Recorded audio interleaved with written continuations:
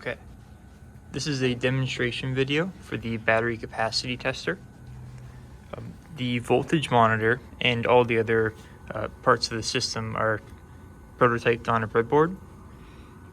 The voltage monitor follows the SparkFun ACS 723 current sensor and is right here with two Schottky protection diodes that is connected to the Arduino.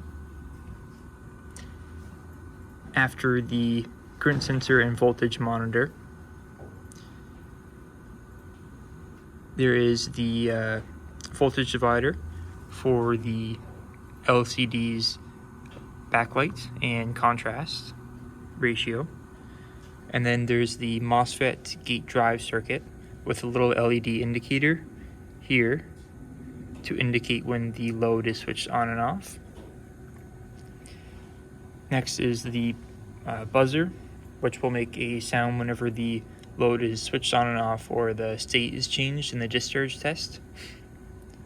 And then there are two buttons, a start and stop button here and a reset button. The reset button will just pull the reset pin of the Arduino low and reset the code. So to demonstrate the LED indicator, I just need to press the start button and there should be a beep and the LED comes on, and if I press it again it will turn off.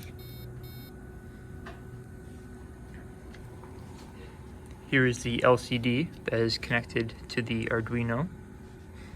It starts off with just a simple home screen, and when you click the start button it will display the runtime, the current calculated milliamps, the battery voltage, and the measured current passing through leaving the battery and passing through the power resistor.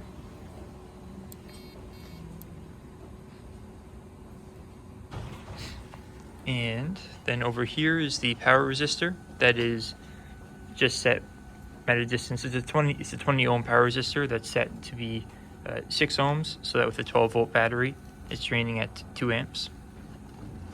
The battery is currently discharged, so I'm just using a power supply set to 12 volts to imitate having the battery connected. And I also have two multimeters showing the battery voltage reaching the breadboard and the current passing through the power resistor. Because of the prototype setup, a lot of their connections have voltage drops across them, and the measurement of the voltage on the display doesn't always match what's coming from the multimeter or the power supply. Setting up with a perforated board and soldering the connections should help decrease those kind of discrepancies.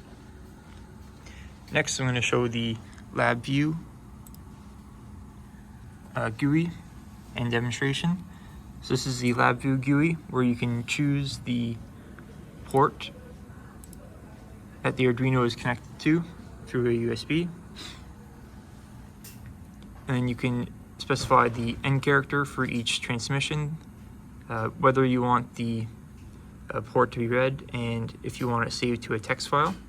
There's also an option to determine how much, or the maximum number of bytes that can be read per transmission.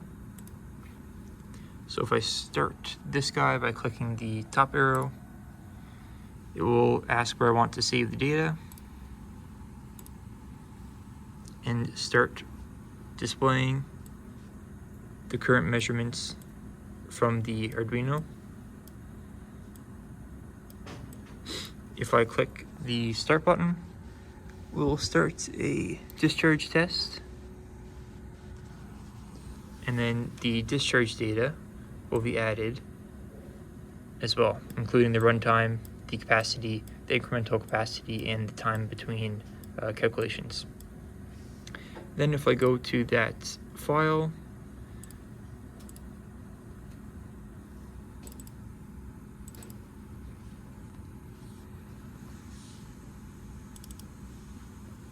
see if it was this guy here.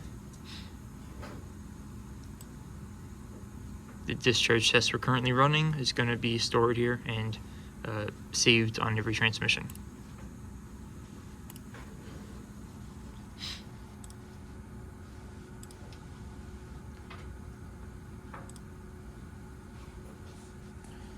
cycle, and then I can I'll also demonstrate the cutoff voltage. So there's a preset cutoff voltage within the Arduino code you just set as a constant, and when the battery drops below that cutoff voltage, the discharge test will stop. If I decrease the power supply voltage just with this knob here, we should see the Arduino stop the discharge test once it reaches below what's currently set as 10.5 volts. Oh, never mind. It should be 5 volts actually.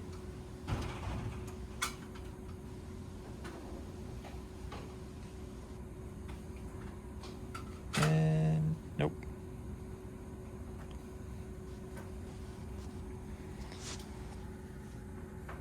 For some reason I had it set as lower, but that's just a constant change within the program.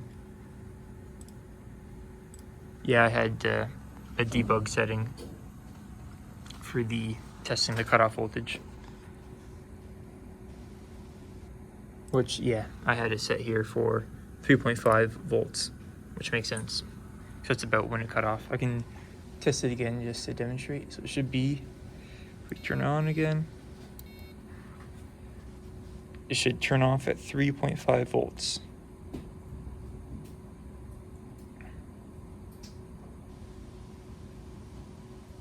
Yep, perfect. I'm going to follow this video with a time lapse of the battery discharge cycle.